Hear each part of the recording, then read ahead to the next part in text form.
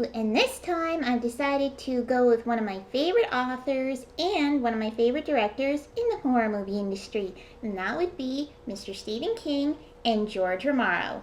Yay! So, let's see which movie that I have picked out for us today.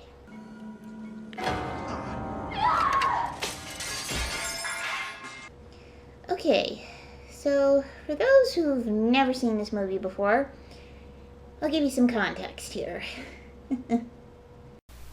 So in this particular Stephen King horror, we are introduced to a young man named Thad Beaumont, who in the beginning we are shown that he has a tumor in his brain, which actually turns out to be his twin that he absorbed while he was obviously still in utero.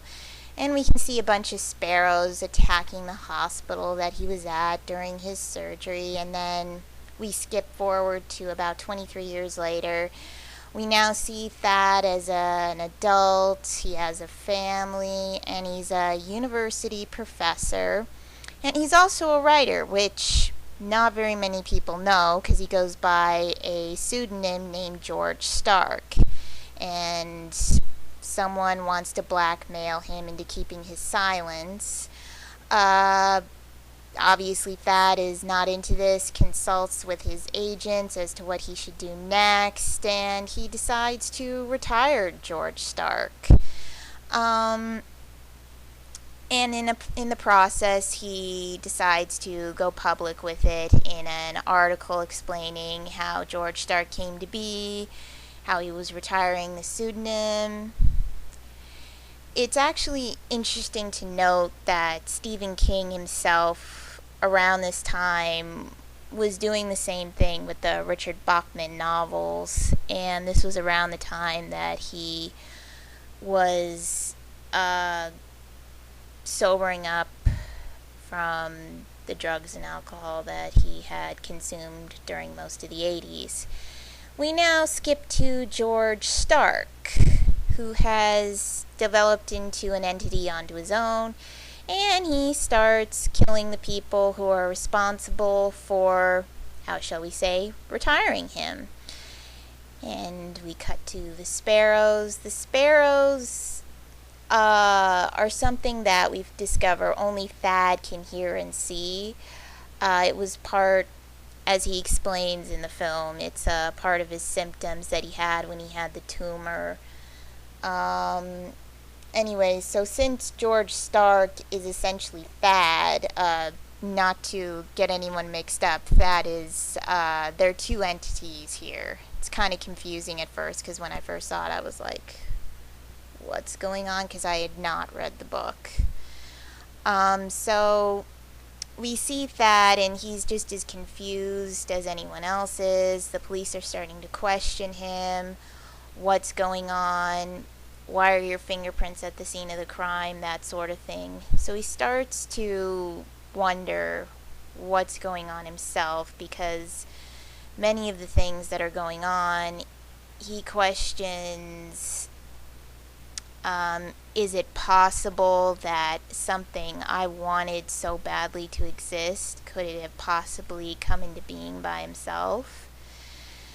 And his only sense of stability in this film is actually his wife, who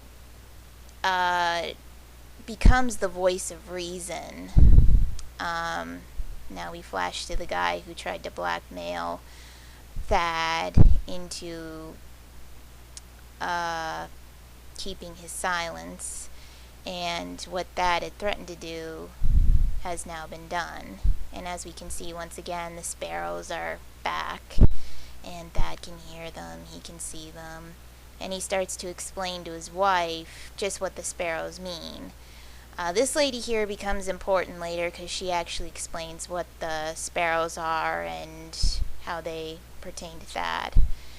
Anyways, George is still causing mayhem wherever he goes. He now decides to kill the agents, who ultimately agreed with Thad that he should retire the name George Stark in favor of his own work.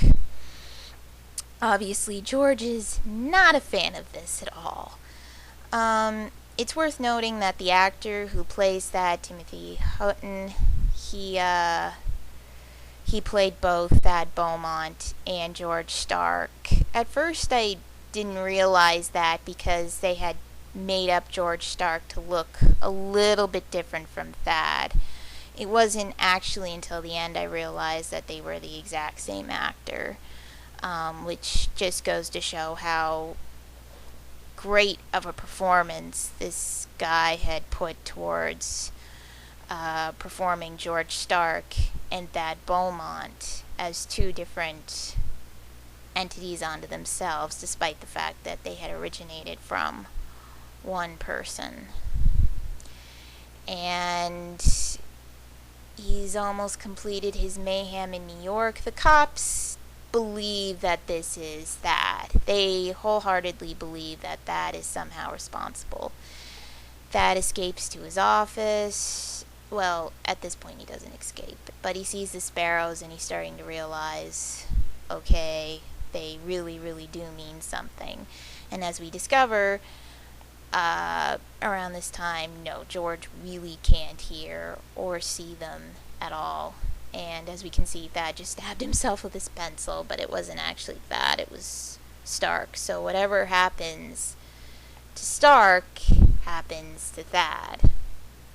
They're more closely connected than actual twins are. And Thad decides to go ask the doctor about what happened the day he had the surgery, and the doctor explains, well, your parents had those remains of your conjoined twin buried, and because the doctor spilled the beans, Stark obviously has to kill him. And George then takes off. Thad finds the doctor, calls his wife, tells his wife, you really gotta get out of here. Thad escapes the doctor's office, knowing he has very little time. So then we are brought back to George and his colleague starts to explain to him that the sparrows, from what I gather, are actually agents of Satan, and that they are there to bring back George's soul, who wasn't supposed to exist. And the sparrows are just doing their job, and the reason why Thad can hear them, it's never really explained why Thad can hear them and George can't. Okay. I can't be the only one who is getting sick and tired of seeing more birds in this film than we did in Alfred Hitchcock's film The Birds.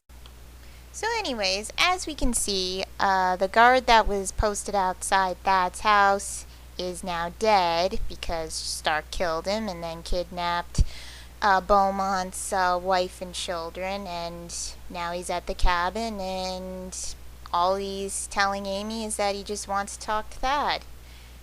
As we can see, Stark is quite scared. He doesn't want to disappear, and he's developing, how shall we say, twisted feelings for Beaumont's family. It's interesting to see the conflict between Beaumont and Stark in this particular climax, because as stated before, this was the book, well, the movie-based book that King had written that would mirror his own life and how he was going to retire Richard Buckman, and how he was slowly coming out of a very dark place. And I love this film for that, because you get a sense as to what the actual author, King, was going through. Obviously, he didn't have a dark entity that took an actual appearance, but it is interesting to know that this is what he was going through in his own mind. And as we can see here, the more that Stark writes, the better he gets, and the sicker Thad gets. And once again, we see all the sparrows coming out of the woodworks. Thad is the only one who can hear them. George, for some reason, still can't. And they're growing in numbers because, as we'll see in a minute, they're getting prepared to take Stark away, and he'll no longer be a threat to Thad or Amy. I like the representation of the sparrows and how they're agents for Satan to take away a spirit or an entity that wasn't supposed to exist anyway. I just think they overdid it in this film. You saw the birds more often than you actually needed to see them. It kind of made things anticlimactic in a way because you knew what was coming. You knew Thad wasn't going to be taken away just because Thad is supposed to be here, whereas Stark is not. And as we can see, the sparrows are slowly pecking away at him, meaning that he's getting ready to go. And the cop, who was doubtful of Thad's innocence from the get-go, is now seeing the end result of what's going to happen with Stark. And he's being taken away into a different dimension, and the Beaumont family has a happier ending than it did in the novel, from what I read. In conclusion, awesome Stephen King film, awesome Romero film, and I am just grateful I can kick back and no longer talk about the stupid birds.